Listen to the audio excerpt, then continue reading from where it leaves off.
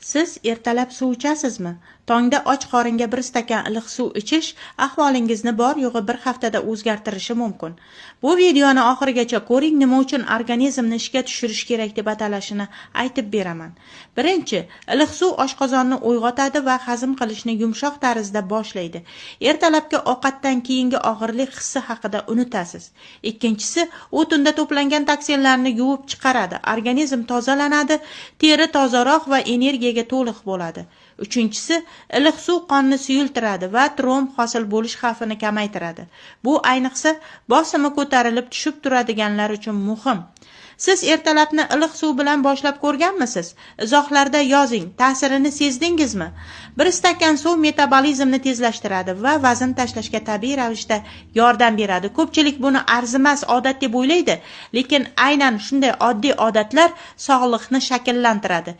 Eslab qoling, tongdagi bir stakan iliq suv bepul, xavfsiz va juda foydali.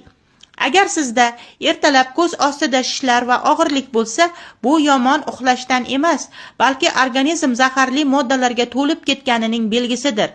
Lekin bunga qarshi oddiy uy sharoitida tayyorlanadigan ichimlik bor. U organizmni tozalaydi va yorqinlikni, sog'lom ko'rinishni ertasigayoq qaytaradi. To'liq retseptni o'zimning Telegram blogimga joyladim. Profil shapkasida havola orqali obuna bo'ling.